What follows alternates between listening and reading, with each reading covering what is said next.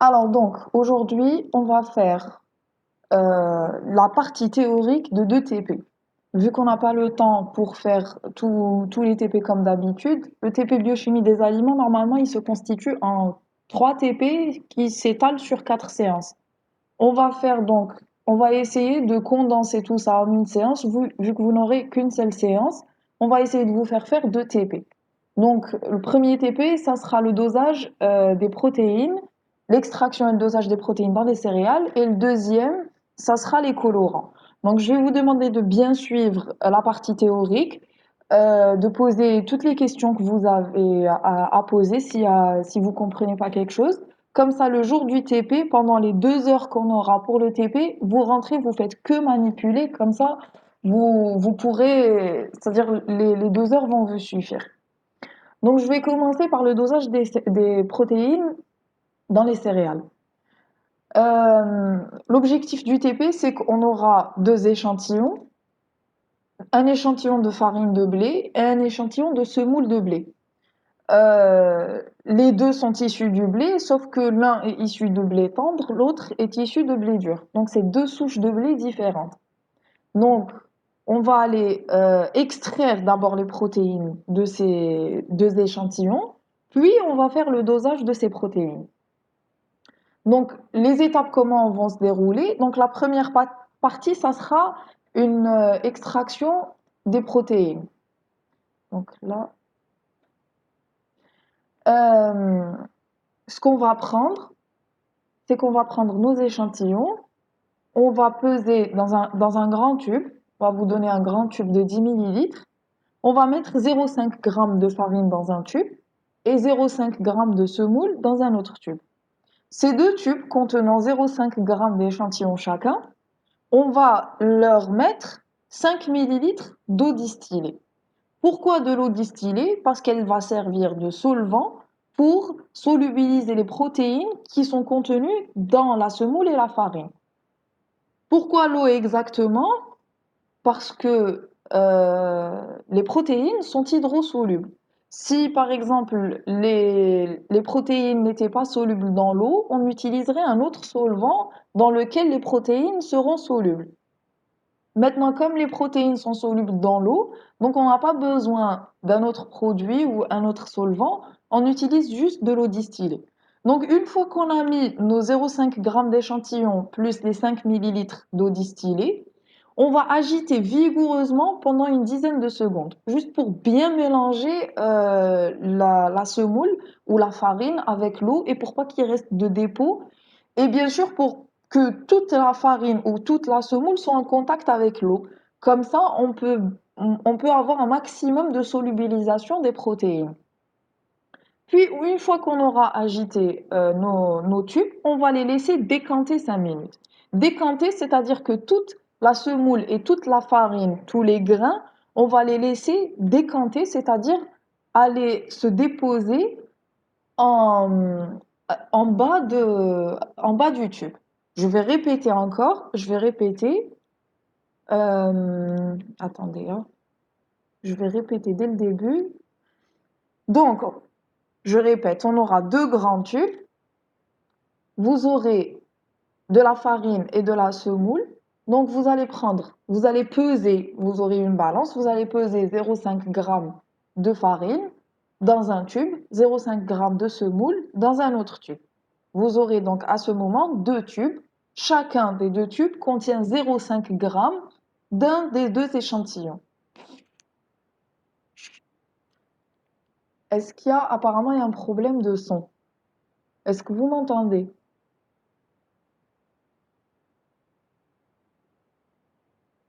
Oui, Là. madame. D'accord, ok, d'accord. Parce qu'il y avait quelqu'un qui n'avait pas de son. Donc, je reprends. Donc, une fois qu'on aura ces 2 tubes avec 0,5 g d'échantillon chacun, on va rajouter 5 millilitres d'eau distillée. Je répète, l'eau distillée permet de solubiliser les protéines qui sont contenues dans la farine et la semoule pour qu'elles se mettent dans l'eau, parce que non, parce que les protéines sont solubles dans l'eau. Si elles n'étaient pas solubles dans l'eau, on mettrait autre chose dans lequel les protéines sont solubles. Donc, une fois qu'on a fait ce mélange, on va agiter ce mélange pour permettre une bonne répartition et une bonne homogénéisation des échantillons avec l'eau. Comme ça, on aura un maximum de contact de l'eau avec les graines de semoule ou de farine pour qu'on ait une extraction efficace de, des protéines. Ensuite, on va laisser décanter. Laisser décanter, c'est-à-dire que toutes les graines de semoule ou de farine vont aller se déposer en bas du tube. Donc, une fois qu'on aura laissé décanter la farine et la semoule dans le tube, on aura donc ce qu'on appelle le surnageant, donc l'eau qui va contenir les protéines solubilisées, et le culot qui sera les grains de farine et de semoule. Donc nous, ce qui nous intéresse, c'est d'avoir l'eau, parce que c'est elle qui contient les protéines solubilisées. Et donc on va laisser décanter au maximum de telle sorte à ce que dans l'eau, on n'aura pas de grains ni de farine ni de semoule. Donc, c'est pour ça qu'on laisse décanter. Donc maintenant, on va avoir deux autres petits tubes pour prendre justement les protéines solubilisées. Les deux autres tubes, à partir de là, parce que vous avez les échantillons, la semoule elle est jaune, la farine elle est blanche, là on peut comparer les deux, on peut faire la différence entre les deux. Mais à partir de là, l'eau a la même couleur et donc on ne peut pas distinguer entre les deux échantillons. Donc on va prendre nos deux tubes. Première chose qu'on va faire, ça sera de les étiqueter. Donc on va mettre un F pour la farine, un S pour la semoule. Puis, on va prendre du surnageant, c'est-à-dire de l'eau qui contient les protéines solubilisées.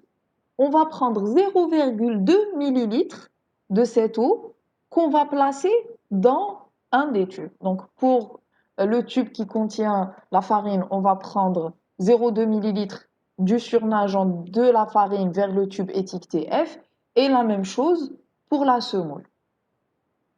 Et une fois qu'on a fait ça, on laisse notre échantillon de côté. Notre échantillon, donc on a fait l'étape de l'extraction, ça y est. Maintenant, on va passer au dosage.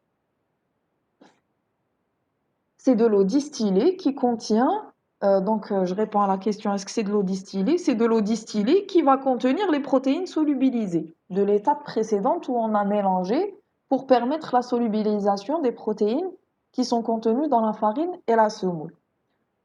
Donc, avant de passer au dosage proprement dit de nos deux échantillons, pour savoir combien de protéines sont contenues dans ces deux échantillons, on doit d'abord faire ce qu'on appelle la gamme étalon. Donc, la gamme étalon, l'étalon, ça veut dire une référence ou un standard. Donc, la gamme étalon, ça va être une série de dilutions d'une molécule connue de référence et à une concentration connue. Par exemple, ici, lorsqu'on étudie les protéines, on va utiliser la bovine sérum albumine, l'albumine de l'œuf ou bien de la gélatine. Donc, ou de la caséine. C'est des protéines qu'on appelle des protéines standards et avec lesquelles on peut faire des étalons pour pouvoir faire le dosage d'autres protéines. Et cette gamme étalon, on la fait quel que soit le dosage qu'on fait. Si par exemple on fait un dosage maintenant des protéines, donc on utilise une de ces protéines de référence. Si je vais faire un dosage des lipides, je vais remplacer ces protéines par un lipide de référence. Si je fais le dosage des sucres, je remplace par un sucre. Si je fais le dosage d'une hormone, je remplace par une hormone. Il faut toujours avoir une gamme étalon pour faire le dosage. Et cette BSA ou albumine ou gélatine, nous, dans le TP, on utilise en général de la gélatine. Elle sera à une concentration donnée. C'est-à-dire qu'on aura une solution mère qu'on va préparer à 1 g par litre. On connaît sa concentration. Puis, on va faire une série de dilutions. La série de dilutions, ça sera donc le premier tube qu'on appellera 0, il s'appellera le blanc. On va expliquer son intérêt plus tard. Donc le blanc, c'est une solution qui ne contient rien. Donc, elle contient 0 millilitre de la solution mère et 1 millilitre d'eau distillée. Donc, le blanc, il ne contient rien. C'est-à-dire, il contient 0 gramme de protéines. Après, c'est à partir du premier tube qu'on va faire des dilutions où la solution va contenir des protéines. Donc, le premier tube, on va prendre 1 millilitre de la solution mère et 0 millilitre de l'eau distillée. Donc, on aura 1 gramme par litre, la même concentration. Puis, le deuxième tube, on va diminuer un peu le volume de la solution mère, c'est-à-dire par exemple 0,75 millilitres, et on va compléter à 1 millilitre par de l'eau distillée. Donc, au fur et à mesure des tubes, donc deuxième, troisième et quatrième, on va diminuer progressivement le volume de la solution mère et le remplacer par de l'eau distillée, de telle sorte à ce qu'à la fin, les 5 tubes contiennent 1 millilitre de solution, mais avec des concentrations en protéines qui seront différentes. Et c'est cette gamme à laquelle on va faire subir le même dosage, les mêmes réactifs que nos échantillons inconnus pour pouvoir comparer ces concentrations-là connues avec notre échantillon inconnu pour pouvoir calculer cet inconnu, c'est-à-dire le pourcentage ou la concentration de protéines dans mon échantillon. D'accord? Est-ce que c'est clair jusque-là? Non, madame, j'ai pas compris. Qu'est-ce que vous n'avez pas compris? Madame, le tableau. Le tableau, en fait, c'est des échantillons. Donc là, c'est plusieurs tubes. On va faire 5 tubes. Donc, premier tube, on va le numéroter 0. Les autres tubes, ça sera 1, 2, 3, 4. Ça, c'est la première ligne. Entre la deuxième et la troisième ligne, c'est des volumes en millilitres que vous devez mettre dans les différents tubes, dans les 5 tubes. Par exemple, le premier tube qui est étiqueté 0, on vous demande de mettre 0 millilitre de la solution mère et 1 millilitre de l'eau distillée. Et les valeurs, c'est des valeurs qu'on vous donne nous-mêmes. C'est pas à vous de les calculer ou autre. Le tableau, il est comme ça, vous avez juste à le respecter et à faire la même chose. C'est-à-dire, vous prenez le tube 0, vous prenez 1 millilitre d'eau distillée, vous le mettez dedans. Vous prenez le tube étiqueté 1 qui est vide, vous mettez 1 millilitre de la solution mère qu'on aura préparée, qu'on vous donnera, et 0 millilitre d'eau distillée. Le deuxième tube, vous allez mettre 0,75 millilitres de la solution mère et 0,25 millilitres de la solution de, de l'eau distillée. Troisième tube, 0,5 de la solution mère, 0,5 de l'eau distillée. Et quatrième tube, 0,25 de la solution mère et 0,75 de l'eau distillée. Ce qu'on a fait là, c'est des dilutions. Au départ, on a fait aucune dilution, c'est-à-dire que le tube étiqueté 1, il contient directement la solution mère qui a 1 gramme par litre. Après, pour la solution 2, 3, 4, on va diminuer la concentration et vous pourrez calculer la concentration par la formule C1V1 égale C2V2. De toute façon, là, j'ai pas mis les concentrations, mais même au cours du TP, on vous donne le tableau avec les concentrations finales des tubes. Donc, vous aurez 5 tubes concentrés entre 0 g par litre, 1 g par litre, 0,75 g par litre, 0,5 g par litre et 0,25 g par litre. Donc, le but de ce tableau, c'est juste la préparation de 5 tubes contenant des protéines de référence, de la gélatine, à des concentrations bien connues. C'est tout. Est-ce que c'est clair? Madame, merci. De rien. Donc, le premier tube, j'ai dit, il s'appelle le blanc. Parce qu'il ne contient pas de gélatine. Il ne contient pas de protéines, il contient que de l'eau distillée. Et le premier, c'est la solution mère. Donc j'ai dit, on ne va pas la diluer. Les autres, on va appeler D1, D2, D3 par rapport aux dilutions. Le blanc, au moment du dosage, je vais vous expliquer pourquoi on a besoin d'un tube qui ne contient rien, qui contient que de l'eau distillée. Donc, une fois qu'on aura préparé cette gamme étalon, donc la série de dilutions, au final, va contenir 5 tubes. Un blanc plus 4 dilutions. Dilution 0, 1, 2, 3. Ce tableau que j'ai remis plus haut, donc à partir de là, on a fait nos tubes. On va prendre nos deux tubes qu'on a préparés qui contiennent 0,2 ml de surnageant de la farine et 0,2 ml du surnageant de la semoule. Puis on va prendre 5 autres tubes numérotés comme dans le tableau de 0 à 4 et parce que nous, ce tableau, à partir de ce tableau, on a préparé 5 tubes. Ces 5 tubes vont contenir, comme l'indique le tableau, 1 millilitre de chaque solution diluée. Maintenant, pour commencer le dosage, on doit mettre les volumes de la gamme étalon, ils doivent être exactement les mêmes que pour nos échantillons. Donc, si on a pris 0,2 ml de nos échantillons farine et semoule, à partir des tubes préparés à partir de ce tableau, on devra prendre 0,2 ml de chacun des tubes vers un nouveau tube. De telle sorte à ce qu'à la fin, on aura 7 tubes où on doit trouver 0,2 ml de solution partout. À partir de là, on va commencer le dosage avec les réactifs et donc le dosage proprement dit. Donc on va prendre ces 7 tubes.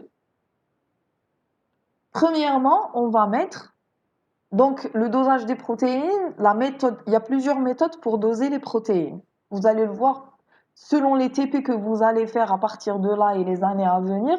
Chaque TP va utiliser une technique pour doser les protéines. Nous, on va utiliser la technique de Lowry. Donc, la technique de Lowry, elle se fait en 2 étapes. Premièrement, on va mettre dans nos tubes une solution cuivrique, composée d'une solution A plus solution B. Donc, elle est de couleur bleue, c'est le cuivre qui lui donne cette couleur bleue. Et on va mettre 1 millilitre de cette solution dans chacun des 7 tubes. Cette solution cuivrique va réagir avec les protéines. Donc, vous allez détailler plus tard dans le compte rendu, vous allez faire vos recherches et détailler quelle est cette réaction qui va se faire exactement avec les protéines. Donc, 1 millilitre partout, on laisse agir pendant 10 minutes. Ensuite, une fois la réaction faite, à température ambiante normale, on va prendre une deuxième solution. La deuxième solution s'appelle le réactif de Folin. Le réactif de Folin, c'est lui qui va me générer une coloration. Et cette coloration va aller du plus foncé au plus clair, selon est-ce que mon échantillon est très concentré en protéines ou pas concentré en protéines. Donc là, je vais mettre 0,1 ml du réactif de Folin dans chacun des 7 tubes. Mais là, lorsque je mets les 0,1 ml dans chaque tube, je devrais laisser agir à l'obscurité. La première partie, le 1 ml de la solution cuivrique, j'ai laissé agir normalement, 10 minutes. Puis j'ai rajouté les 0,1 ml du réactif de Folin. Là, je dois laisser agir 30 minutes à l'obscurité. Parce que si vous exposez ce réactif à la lumière, il va fausser les résultats. Donc, vous allez mettre vos échantillons dans des tiroirs en dessous des paillasses, de telle sorte à ce qu'ils soient dans l'obscurité, et on va attendre 30 minutes. Au bout de ces 30 minutes, vous aurez ce résultat, à peu près. Donc, vous aurez le zéro qui n'a pas été dilué. Vous remarquez qu'il reste, pas qu'il n'a pas été dilué. Le zéro, donc on a dit c'était le blanc qui ne contient pas de protéines. Et vous remarquez qu'il reste bleu, donc de la même couleur que le réactif, la solution cuivrique. Ça veut dire que cette solution n'a pas trouvé de protéines, donc n'a pas réagi avec les protéines, vu qu'il n'y en a pas, et donc elle a gardé sa couleur d'origine. Les autres tubes qui contiennent des protéines sont donc soit en violet très foncé, soit en violet très clair, selon la concentration. Et vous avez vu la gamme étalon au début quand on l'a faite. Le premier tube, on l'a laissé tel quel, on ne l'a pas dilué. Donc c'est le plus concentré, et donc logiquement, la couleur qui va se développer, elle va être très foncée dans le premier tube. Le deuxième un peu moins, le troisième un peu moins, le quatrième encore moins. Donc ça va être du plus foncé au plus clair, et vous remarquerez que donc les concentrations vont du plus concentré vers le moins concentré. Et vous aurez bien sûr nos tubes farine et semoule qui se seront colorés en fonction de la quantité de protéines qu'il y a dans ces échantillons. Ces échantillons étant de concentration inconnue. Maintenant, nous, on sait comme ça, à vue d'œil, je peux détecter que ce tube est plus concentré que ce tube. Maintenant, il faudrait que je donne, donc surtout là, je connais pour les tubes de 1 à 4, je connais les concentrations.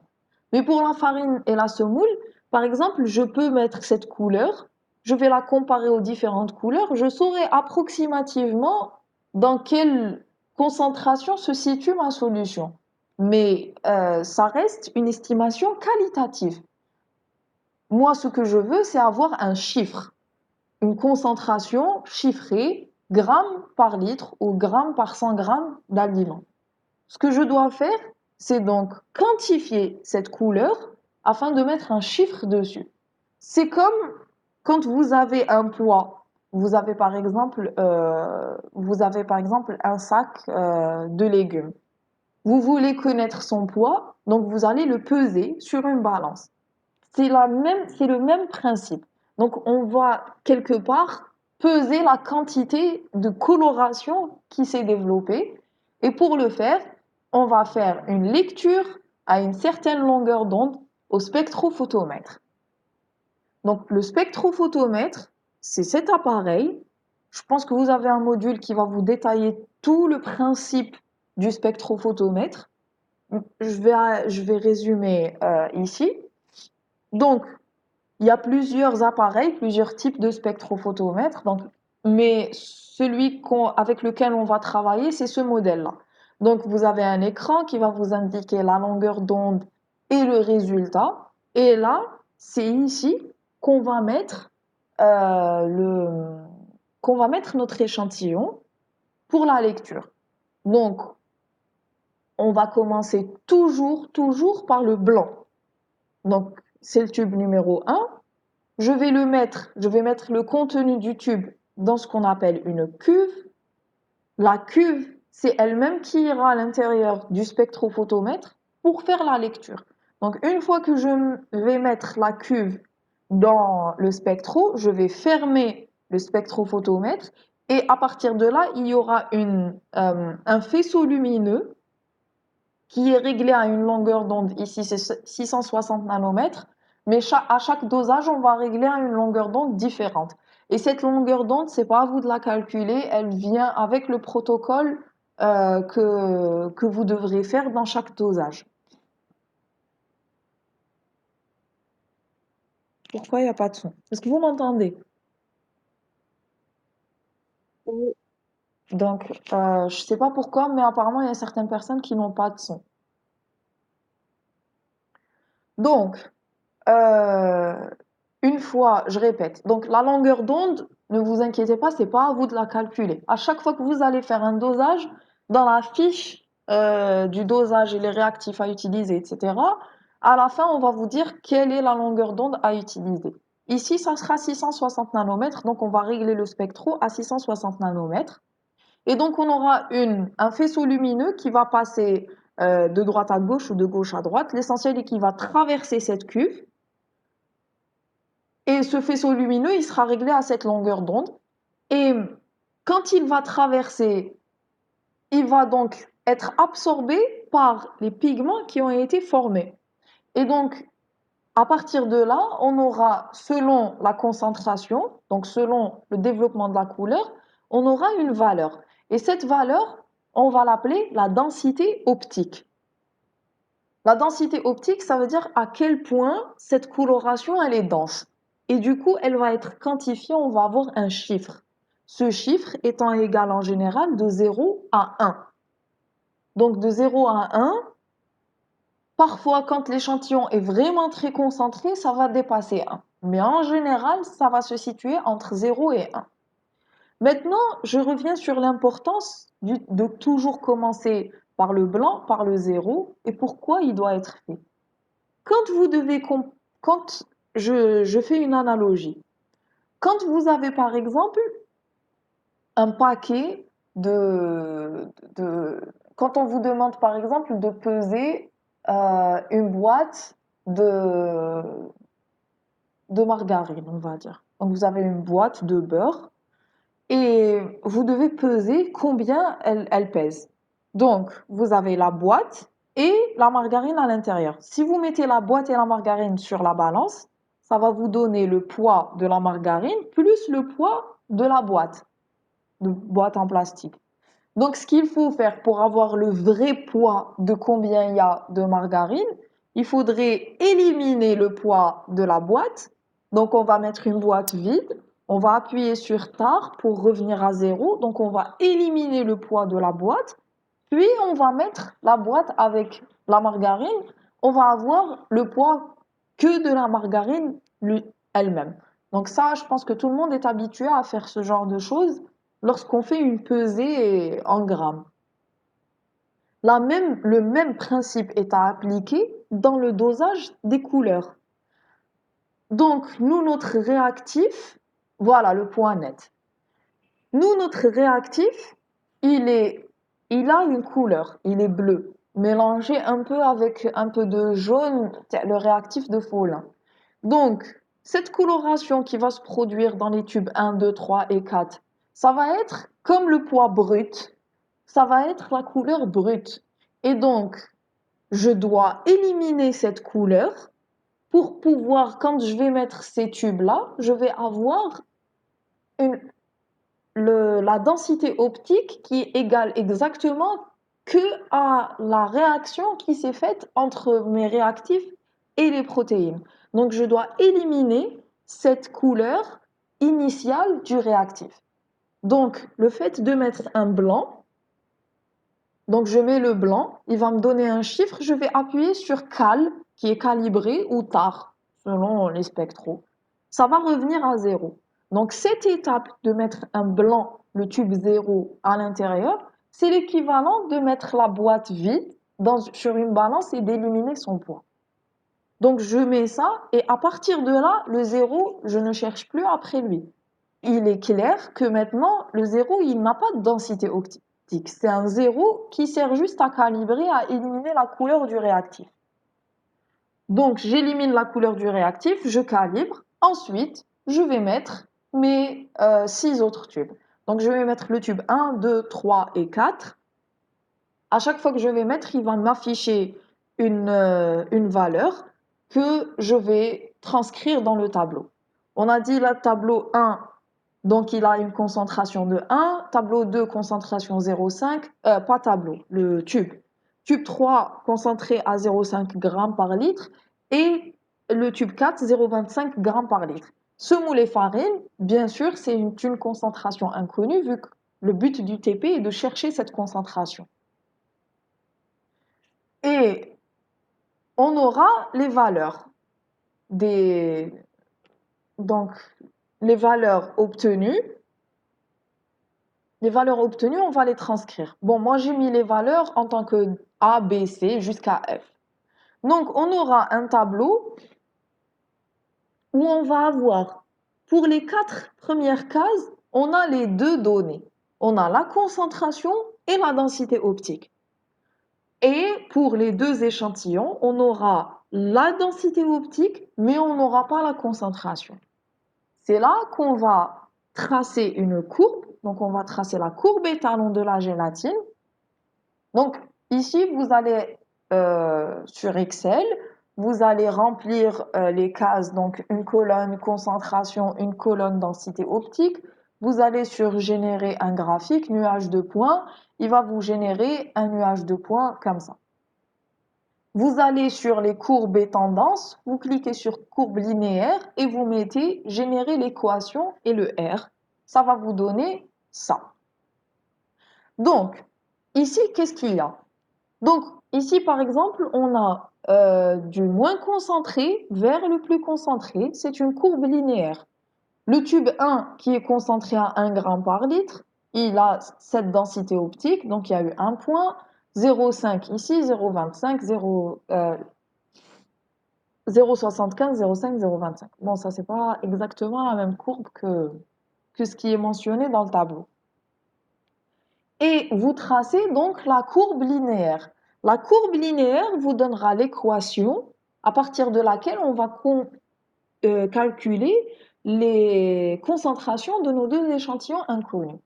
Après, vous voyez ce R, R2, c'est un coefficient, on va dire, de confiance ou de corrélation pour dire à quel point ma courbe linéaire est bien faite, à quel point ma courbe étalon a été bien faite. Pourquoi? Parce que si vous avez déjà vu ça, je ne sais pas, mais quand vous faites une courbe étalon, vous avez des points. On vous dit de tracer la courbe linéaire. Quand vous faites ça à la main, on vous dit de tracer la courbe linéaire de telle sorte à ce que la courbe passe par le maximum de points. Donc, idéalement et en théorie, la courbe, elle doit passer par tous les points. Donc, tous les points forment une courbe bien précise, bien faite. À partir de là, le R sera de 1. Ce R, il sera égal à 1. Ça veut dire que c'est une courbe parfaite.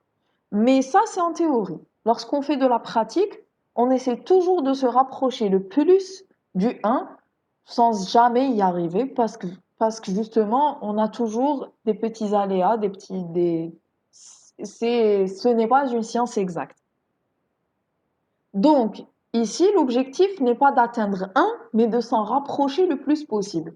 Par exemple, là, cette courbe, vous voyez qu'elle passe par le maximum de points, et il y a un point, celui-là, où elle passe pas par ce point. Il n'est pas intégré dans la courbe. Par contre, il n'est pas très éloigné, il est juste à côté. Et ce R, donc, signifie à 0,989, ça veut dire qu'on se rapproche vraiment de 1. Lorsque j'ai un R qui est égal à 0,6, 0,5, ça veut dire que ma gamme étalon n'est pas bien faite et qu'il vaut mieux la refaire, sinon mes calculs seraient faux. Par exemple, si j'ai ce point qui va se situer ici, ce deuxième point qui va se situer là, la courbe, ça veut dire vraiment que la courbe n'a pas été bien faite et qu'il y a eu un problème quelque part durant la manip et qu'il vaut mieux refaire cette manip. Donc là, idéalement, vous allez avoir une courbe comme celle-là, avec un R2 qui se situe entre 0,97 et 0,99. Et cette équation, y égale ax plus b, à partir de là, on va remplacer, donc le y, c'est la densité optique de l'échantillon, donc y, le x étant la concentration de l'échantillon. Je vais remplacer donc le y par la densité optique de mes échantillons, semoule et farine, et je vais essayer de trouver le x. Donc là, c'est une simple équation, comme vous avez vu, limite, je crois, au lycée. Donc, je vais mettre x. X, je vais le remplacer par concentration de la semoule, est égal à y. Y, donc j'ai mis e. Donc, c'est le e, c'est la valeur e, moins 0,126 sur 0,495. Ça, c'est un exemple. Ce n'est pas cette formule que vous allez appliquer dans le TP. Sachez qu'il faut faire une courbe étalon à chaque dosage. Pourquoi? Parce que la courbe étalon, en fait, les réactions qui se font, elles vont dépendre légèrement de la température ambiante, de la pression atmosphérique, du pH des solutions, etc., etc. Et tous ces paramètres, c'est des paramètres qui changent au fil du temps. Si je fais une réaction aujourd'hui, je ne vais pas avoir la même densité optique de mon échantillon que si je fais la même expérience dans une semaine ou en été, alors que maintenant on est en hiver, je ne vais pas avoir exactement les mêmes valeurs Parce que justement, il y a ces paramètres. Par exemple, ça dépend ça dépend des réactions qu'on fait. Parfois, ça dépend de l'humidité, parfois, il y a la température qui interagit, parfois, à quel point on n'a pas fait attention, on a exposé notre échantillon à la lumière, etc. Donc, c'est pour ça qu'il faut que la gamme étalon se fasse toujours en même temps que les échantillons qu'on cherche à doser. Je ne vais pas faire une gamme étalon aujourd'hui pour faire mon dosage dans un mois. Il faut tout faire le même jour et donc toujours respecter les mêmes conditions en termes de quantité d'échantillons, quantité de réactifs et conditions de travail. Donc, est-ce que c'est compris pour la courbe étalon ou je répète?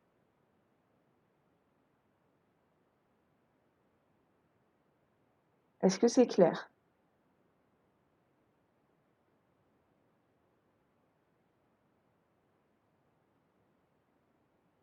Ah, je me demande carrément, est-ce que vous m'entendez?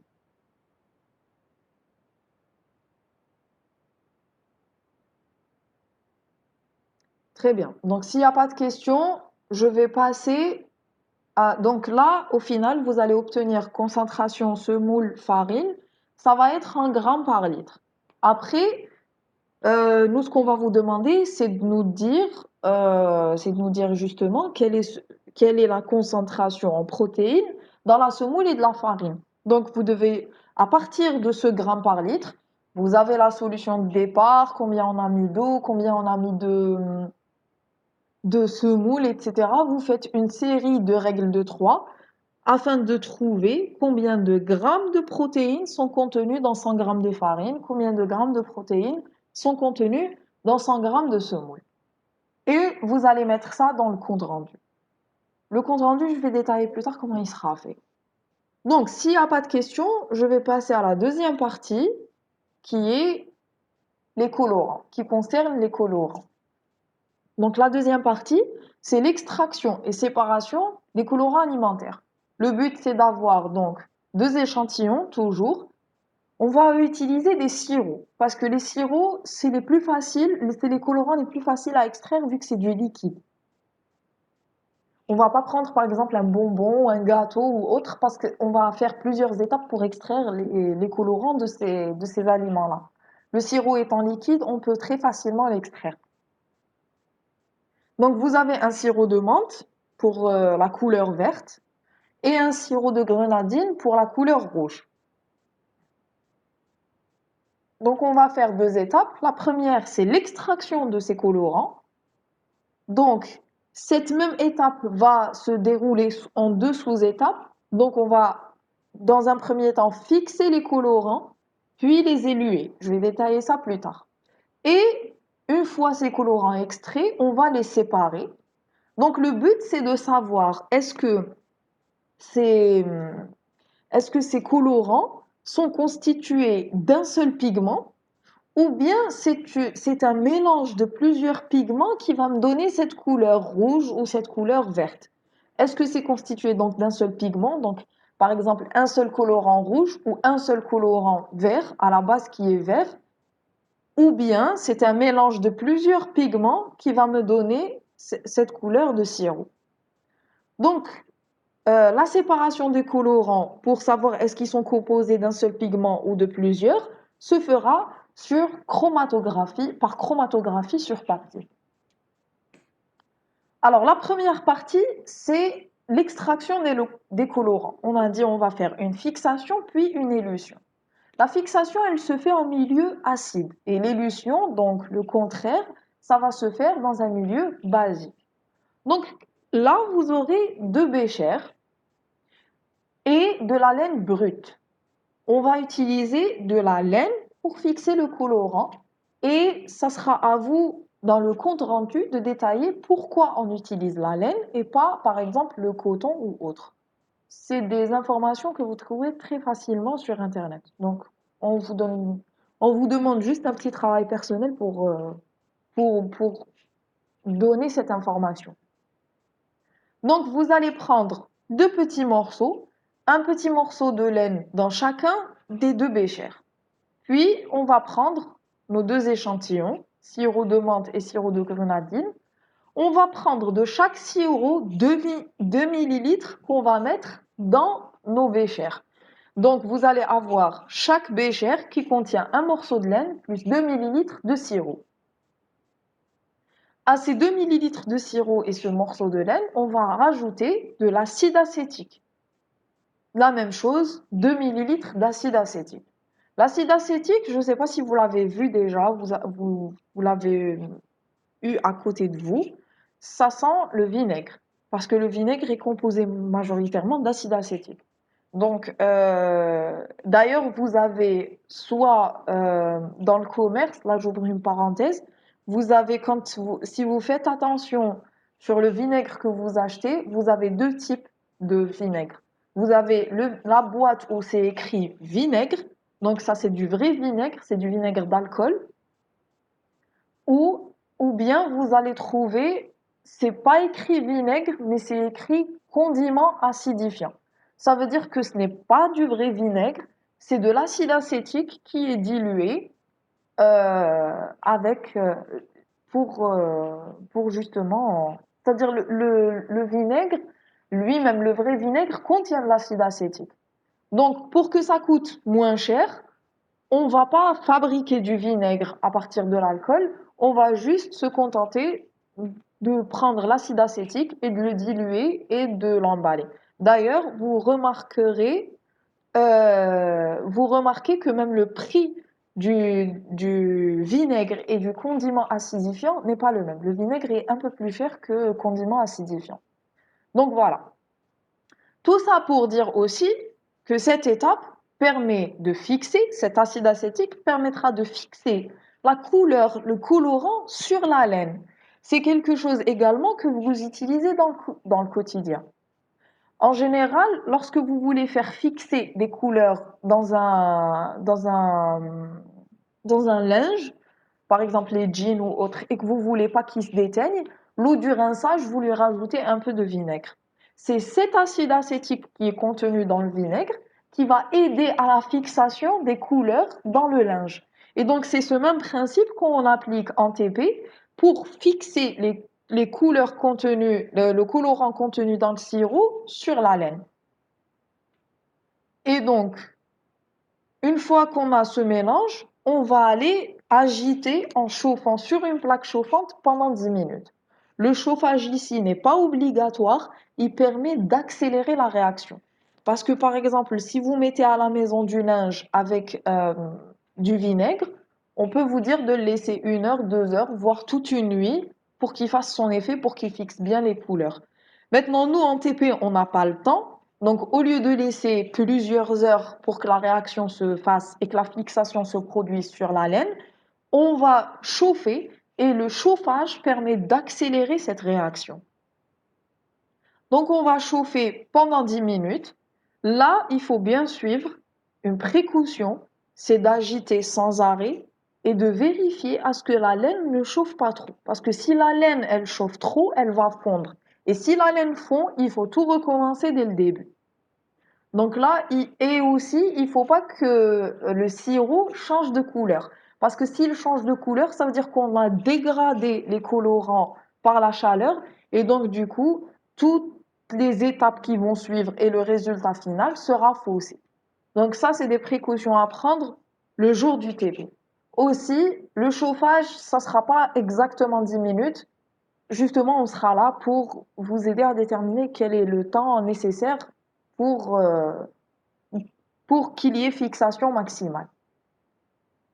Donc, une fois toutes ces étapes faites, on va rincer à l'eau. Donc, une fois on a fait l'agitation en même temps que le chauffage et on a fixé, on voit que la laine est devenue soit verte, soit rouge, on va prendre notre morceau de laine et le rincer à l'eau courante, c'est-à-dire sous le robinet. On va le rincer très bien, de telle sorte à ce qu'il ne reste plus aucune trace d'acide acétique. Parce que s'il reste une trace d'acide acétique, l'étape d'après ne va pas se faire. Donc, une fois qu'on a rincé les morceaux de laine, Une fois qu'on a rincé nos morceaux de laine, on les remet dans le bécher qui a été aussi lavé, et donc on a enlevé tout l'acide acétique. On aura donc un petit morceau de laine verte et un petit morceau de laine rouge. Là, on va passer à la deuxième étape, qui est l'élution. C'est-à-dire qu'on va faire sortir la couleur de la laine. On l'a fait fixer pour justement séparer le colorant des autres constituants du sirop, essentiellement le sucre. Maintenant, on a éliminé le sucre et tout. On veut récupérer ce colorant de la laine pour pouvoir faire la chromatographie et séparer les colorants. Donc, on va éluer. Comment on va éluer? On va utiliser la base. On a fixé avec pardon, on a fixé avec un acide et donc on va détacher avec une base. C'est pour ça que je vous dis que lors du rinçage, il ne faut pas qu'il reste une trace d'acide acétique parce que sinon, quand vous allez mettre la base, le pH va s'équilibrer et il ne va rien se passer. Donc il faut vraiment enlever toute trace d'acide acétique pour que quand on mette la base, elle va faire son effet. Donc de la même manière, la base qu'on va utiliser, c'est le NaOH, c'est de la soude.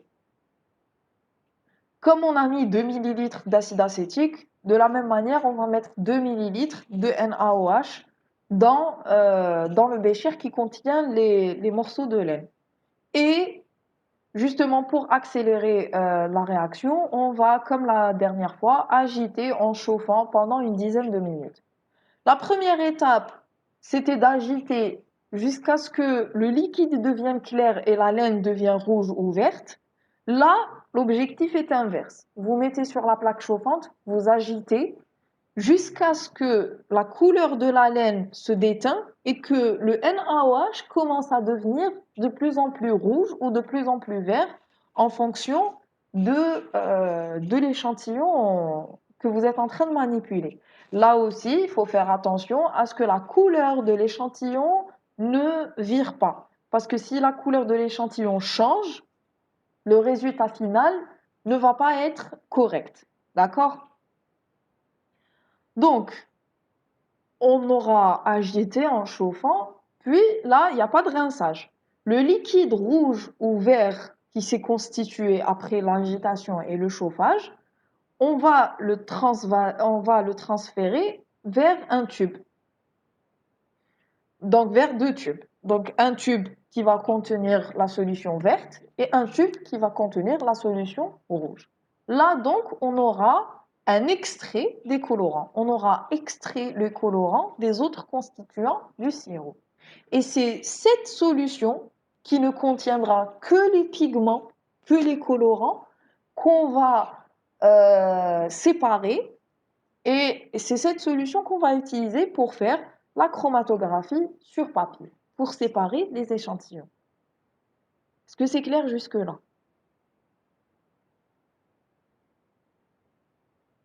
Vous n'avez pas de questions? Oui, madame.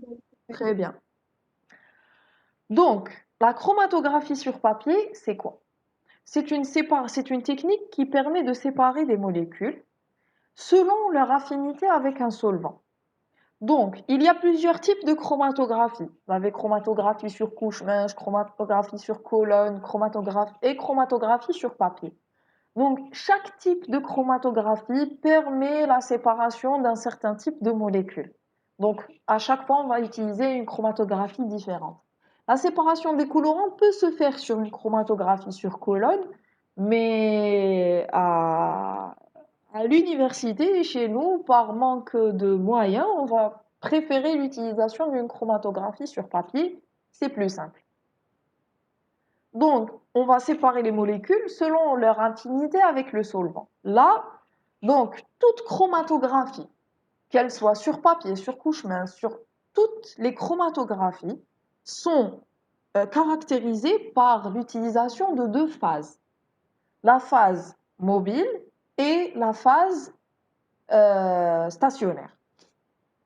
Donc, ici, on va avoir la phase mobile, ça va être, donc voilà, phase stationnaire, phase mobile. La phase mobile chez nous, ça va être l'éthanol plus le NaOH. Pourquoi? Tout simplement parce que cette solution d'éthanol et de NaOH,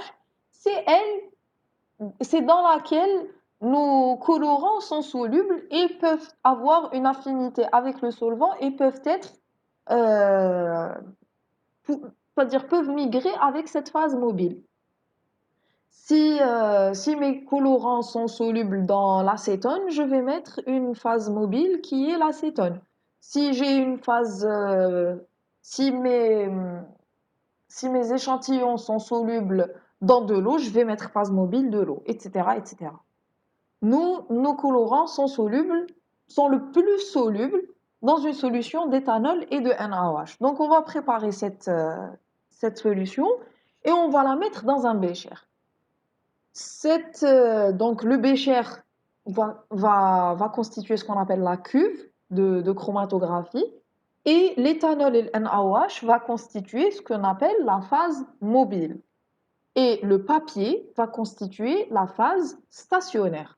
Donc, pourquoi phase stationnaire et pourquoi phase mobile? La phase stationnaire, c'est une phase qui ne bouge pas. C'est-à-dire que le papier, on peut le laisser une éternité, il ne va pas bouger. Donc, par contre, la phase mobile, c'est la phase qui va se séparer, qui va se déplacer. Donc, en fait, quand je vais mettre, c'est-à-dire la chromatographie va commencer quand je vais mettre en contact la phase stationnaire avec la phase mobile. Et ce qui va se passer, c'est que la phase mobile, l'éthanol et le NaOH, va aller migrer, c'est-à-dire se déplacer sur le papier. Et le papier, il va pas bouger. Il va rester sur place.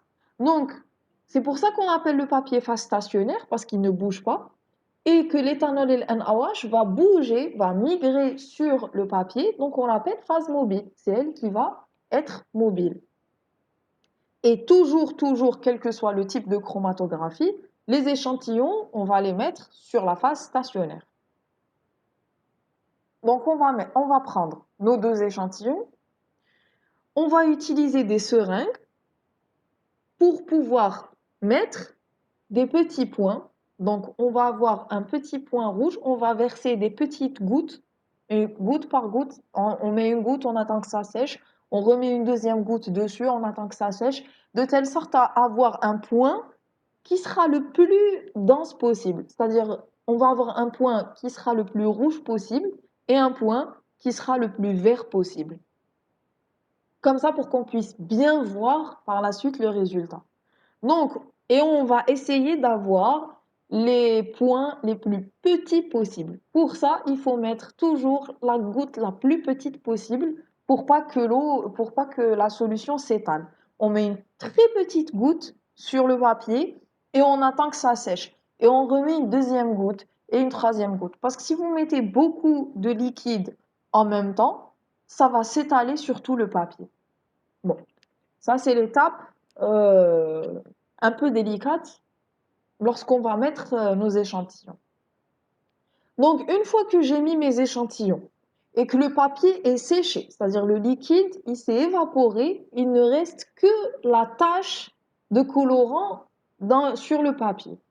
Je vais aller plonger ce papier dans la phase mobile.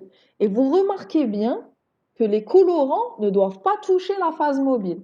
Parce que si le colorant touche la phase mobile, au lieu de migrer sur le papier, il va se diluer dans la phase mobile. Donc, je dois introduire le papier et ne pas toucher la phase, ne pas toucher mes points de dépôt avec la phase mobile. Ici, qu'est-ce qui va se passer? C'est que la phase mobile va aller migrer par capillarité sur la phase stationnaire. C'est exactement comme l'expérience du morceau de sucre que vous mettez juste à la surface du café et vous voyez le café monter. Donc le morceau de sucre qui va devenir brun au fur et à mesure parce que le café va monter par capillarité sur le morceau de sucre. C'est exactement la même manière en considérant donc le café comme la phase mobile et le morceau de sucre comme une phase stationnaire.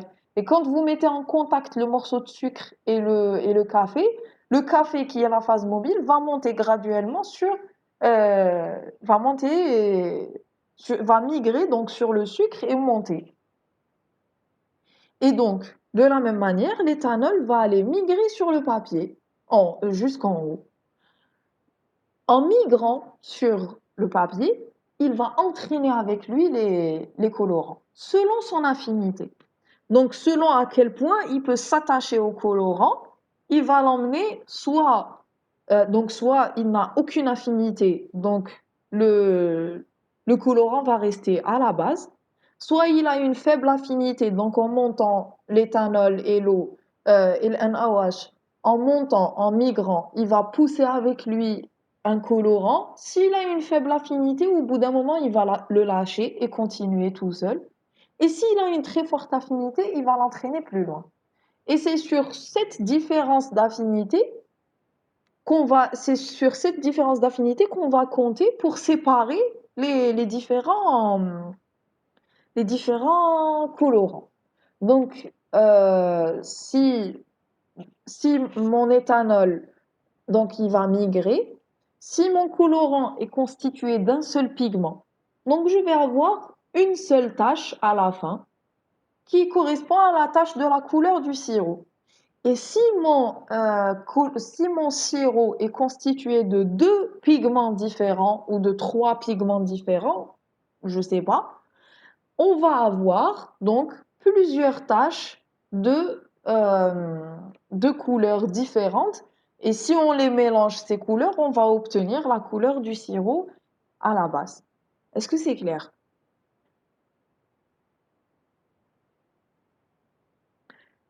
Est-ce que vous n'avez pas de questions? Est-ce que vous avez des questions sur les techniques, sur la manipulation ou autre?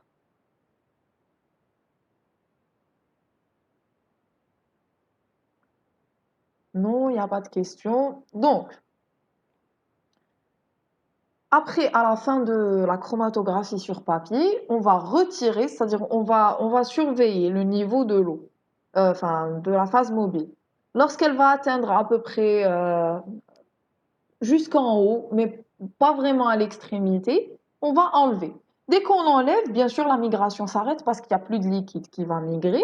Donc, on va arrêter la chromatographie. Vous allez laisser sécher le papier et vous allez le prendre avec vous euh, et vous allez le joindre au compte rendu plus tard.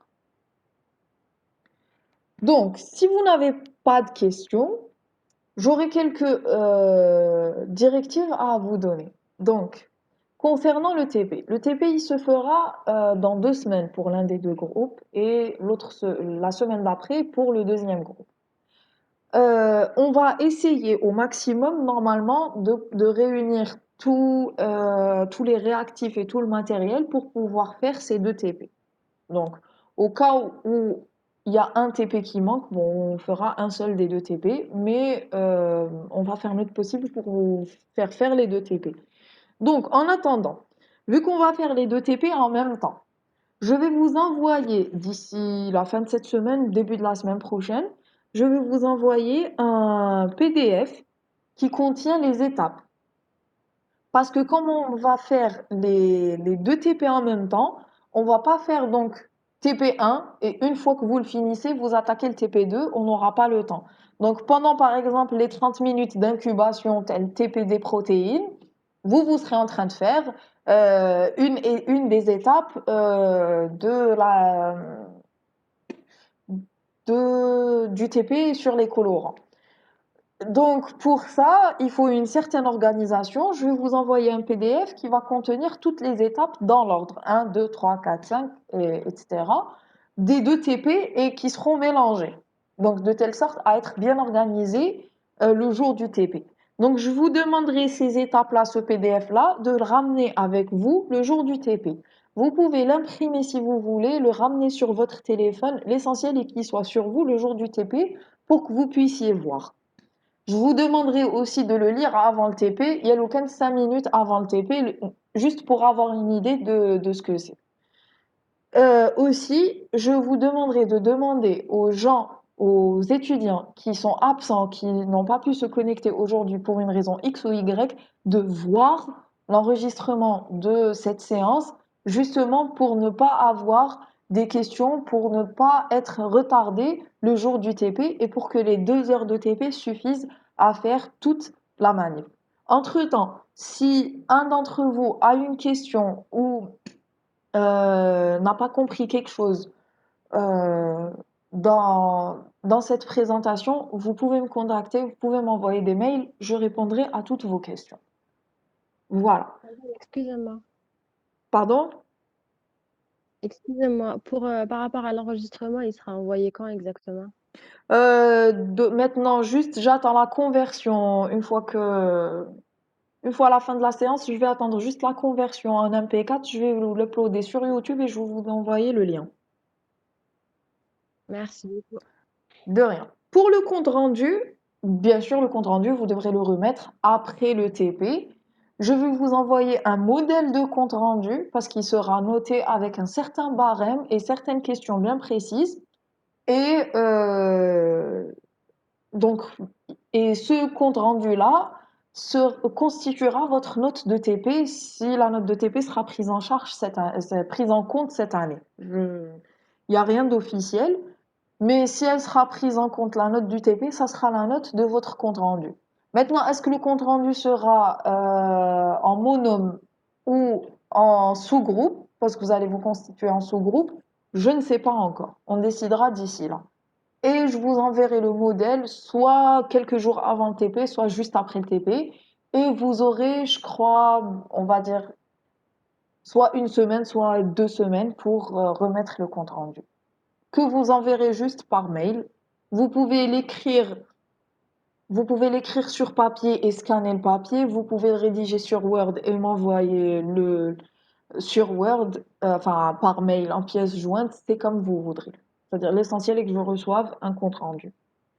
Voilà. Donc si vous n'avez plus de questions, je vous dirai à la séance prochaine, qui sera donc en présentiel. Et vous aurez normalement, après les séances présentielles, un deuxième TP à distance, juste pour connaître les principes de la chromatographie sur couche mince et de l'extraction des lipides, parce que l'autre TP, il concerne les lipides.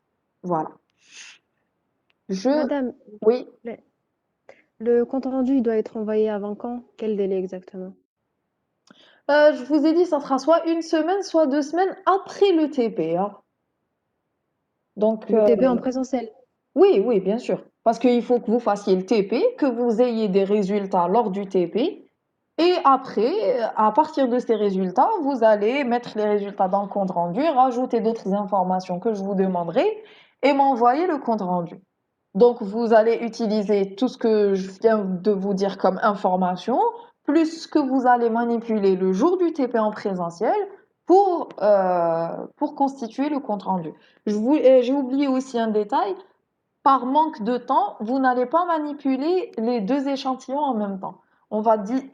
Que ce soit pour les protéines ou pour les colorants, on va diviser le groupe en deux parties. Donc, il y aura la moitié du groupe qui va, par exemple, avoir la farine et le sirop de menthe, et la deuxième partie du groupe qui va avoir la semoule et le sirop de grenade. Après, vous vous échangerez entre vous les résultats et vous les discuterez chaque sous-groupe discutera ses résultats tout seul. Voilà. D'accord. Est-ce qu'il y a Merci d'autres beaucoup, questions? madame. De rien. S'il n'y a pas d'autres questions, je vous remercie et je vous dis à la prochaine et bonne journée.